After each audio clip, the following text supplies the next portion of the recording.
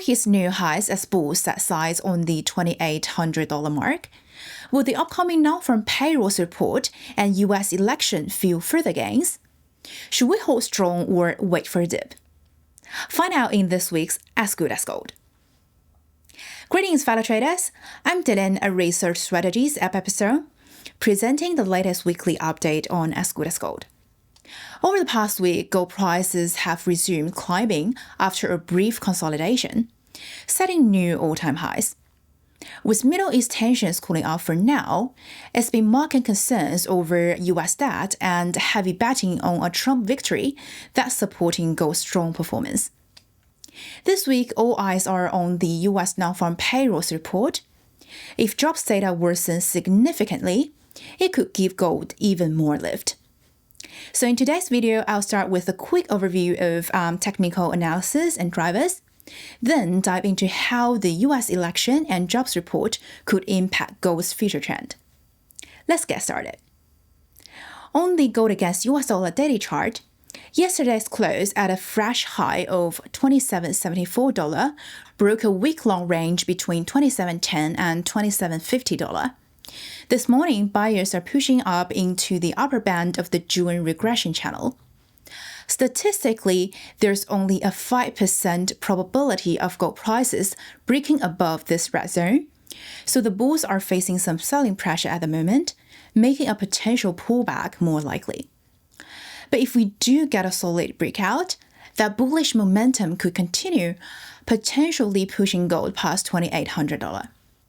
While on the downside, any profit taking might find support around $27.50. If you are wondering why gold shot up 1.2% yesterday, it wasn't really just the softer September jobs job openings data.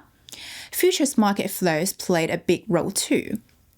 As gold futures cleared the last peak at $27.72.6, stops were triggered and momentum-driven buying flooded in, driving volumes up and pushed prices even higher.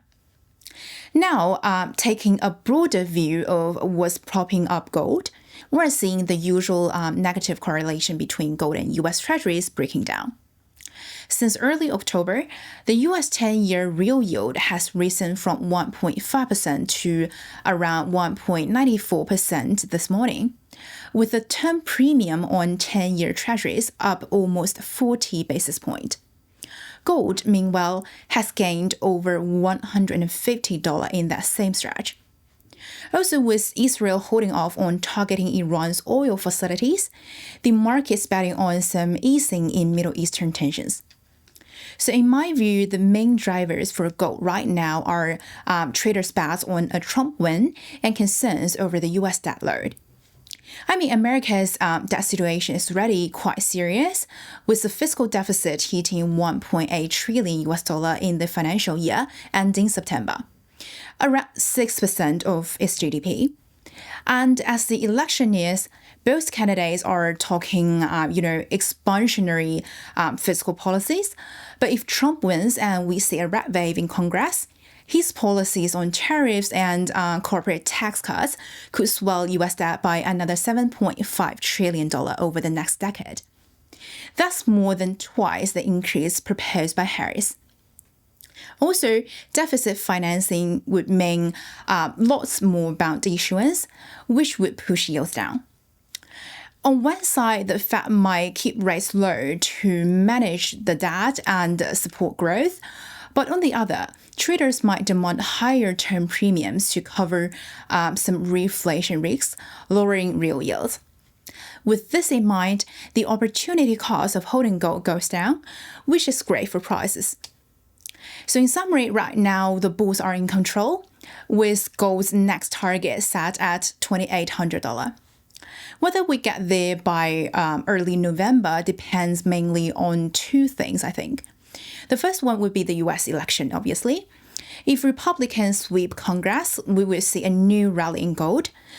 But if we get a split Congress, though, and President unable to push fiscal spending through, gold might face some resistance. And the second key factor would be Friday's jobs report.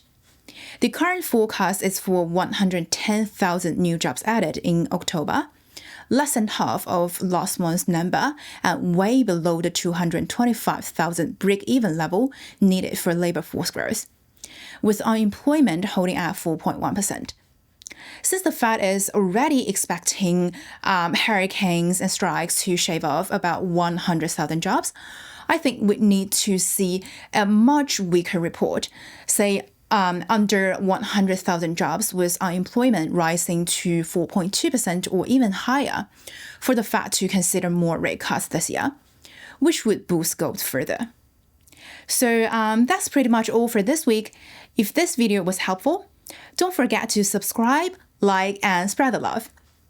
If you have any ideas on how the upcoming data and events might impact gold trading, drop a comment below and let's discuss. Stay tuned with Pepperstone for more insights and updates. Until then, happy trading!